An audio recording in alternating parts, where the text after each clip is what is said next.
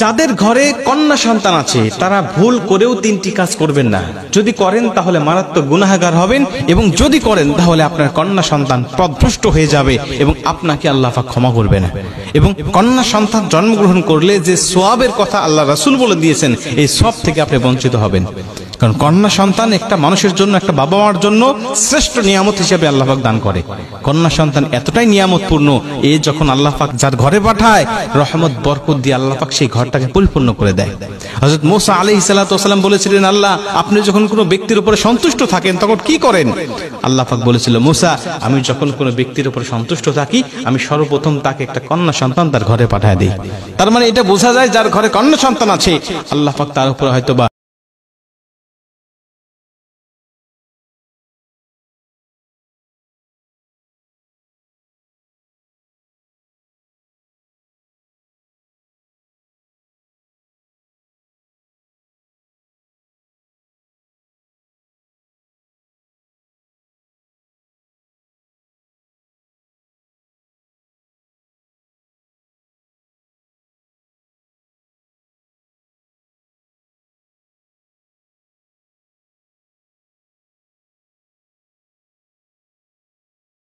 বলেন উলাইকা কাল আনআম বাল হুম আদল, এরা হলো চতুষ্পদ জন্তুর ন্যায়, বরং তার থেকেও নিকৃষ্ট। বর্তমান সময়ে আপনারা দেখেছেন ছোট বাচ্চা থেকে শুরু করে নিয়ে 80 বছরের বৃদ্ধা পর্যন্ত কিন্তু কিছু কিছু মানুষের হাতে নিরাপদ নয়। অতএব আপনার সন্তানকে সবসময় লজ্জা শালীনতা শিক্ষা দিবেন। অন্য কোনো পরপুরুষের কোলে আপনি বসাবেন না। এতে কি হবে? সে হোক ভালো, কিন্তু আপনার কন্যা সন্তানের লজ্জা শরম নষ্ট হয়ে যাবে। আল হায়া ও শু'বাতুম মিনাল ঈমান, নবীজি বলেছে লজ্জা শরম হলো ঈমানের অঙ্গ। আপনার সন্তানের কিন্তু লজ্জা শরম ভাঙতে থাকবে। অতএব ছোট্ট থেকেই আপনি তাকে লজ্জা শিক্ষা দিবেন। এটা হলো ঈমানের একটি অংশ, এটা আপনাকে শিক্ষা দিতে হবে। কন্যা সন্তান কোনো পরপুরুষের কোলে দিবেন না, বসাবেন না। সোফায় বসে আছে, আপনি তার কোলে আপনার কন্যা সন্তানকে বসাবেন না।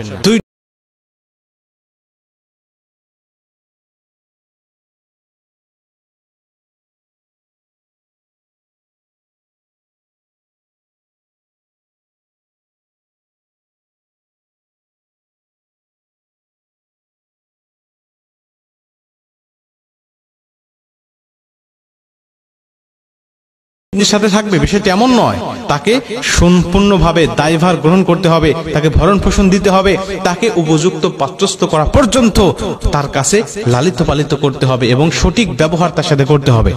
আজকে আমাদের সমাজে ছেলের সাথে যে ব্যবহারগুলো আমরা করি, মেয়েদের সাথে সেই ব্যবহার করি না। ছেলেদেরকে যত ভালোবাসি, মেয়েদেরকে আমরা সেরকম ভালোবাসি না। অতএব একটা মেয়ে সংসারে, বাবার সংসারে থাকার পরে অবশ্যই বাবার উপরে দায়িত্ব হবে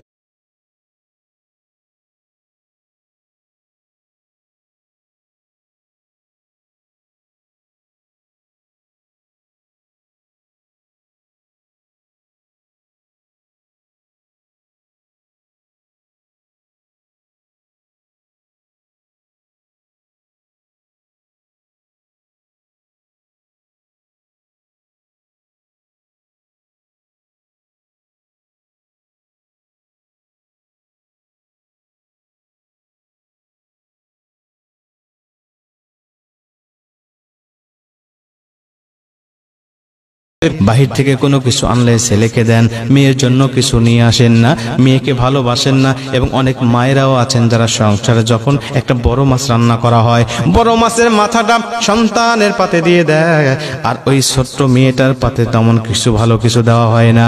এরকম ভাবে মেয়ে সন্তানকে অবহেলা করা হয়। এক পর্যায়ে এই মেয়েটা যখন শ্বশুর বাড়িতে চলে যায়,